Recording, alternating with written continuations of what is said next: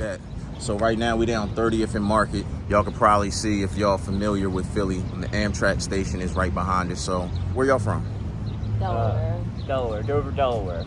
All right. How old is y'all? I'm 25. 26. What brought y'all to Philly? The drug.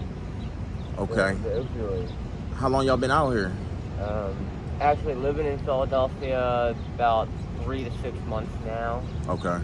But we've been coming up to Kensington for a while, a couple years now for me. Okay. What made y'all, I guess, come up here and then stay? Because a lot of people come from all over and then they end up staying, like, in Philly or just in Kensington. You know what I'm saying? Like, what got y'all staying up here? The reason I chose to stay up here was because panhandling is legal. Not legal, but in Delaware, they will run you off. Like, panhandling is not something you can just do. You get tickets, they threaten to arrest you. And your license, take you to court, and you end up going to jail for something that's not inherently illegal. People that I know personally went up to Kensington or close to the area, right? Close to K&A. And pretty much they'll stay around there because it's just like whatever drug they addicted to, it's just way easier to get, you know, when you mad close to it. And then, of course, we get the fuck it attitude, like, well, fuck it. You know what I mean? I might as well do this because everything else fucked up. As far as clothes, what size do you wear? About a medium in everything, and then shoes like an 8.5. Okay, what about you? I'm a men's large and shoes 10. Okay. 9. All right. On how they run. You said between a 9 and a 10? Yeah, depending on, you know, if it runs small or big. Okay. They needed cell phone. I could take care of the charger too. So any and everybody who gonna see this, I know they got a old cell phone at the crib. You know what I mean? Just to try to help people understand how addiction, especially opioid addiction, like it takes over your brain pretty much. It hijacks how your brain thinks and feels. Did you ever think that you would be, I guess, here talking to me, right, in Philly, being from Dover, Delaware and everything? Not in a million years. Never. How hard is it to quit, like, just being addicted to anything? Even if you, my man, have ever been addicted to, like, playing Xbox, like, you know what I mean, Call of Duty.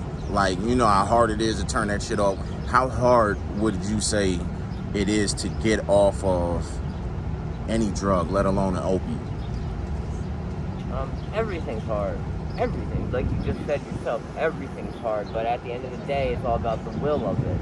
And that's where I think opioids is such great, is because withdrawal breaks your will. Yeah. And even the thought of withdrawal. Right. But that is the only solution for opioid withdrawal, is you will get some sort of fix. Right. Whether it's, you know, maintenance or, you know, you get high again. Yeah. That is the route. You're going to have to curb your body. It definitely is hard, though. It's basically like, you know, having your best friend with you, you know, for however long you've been doing it. And then you just, you know, they've been there all the time, all day, every day. No matter what the situation was, they were there. And then one day you just got to decide, you know, they're not any good for me. And you got to figure out how you're going to drop them. You know, Right. It's hard. That's a great way of putting it. All right. Well, that's it, really. You know what I mean? So, thank y'all. And I'm definitely going to be in touch. Even if nobody gives a cell phone or whatever, I'll get y'all a cell phone. You know what I mean? We're in an area, man. It's always nice to come by and say hi. Honestly, It was nice just doing this just because, you know, like I told you earlier, not enough people are educated in this topic. Right. And, you know, I really commend you for what you're doing, trying to, you know, put the word out there and educate everybody rather than have people look down on us. You know, educate them. Maybe, you know, if they understood a little better, you know, they'd have a little more sympathy. They wouldn't be so judgmental. Right. I asked the cop one time.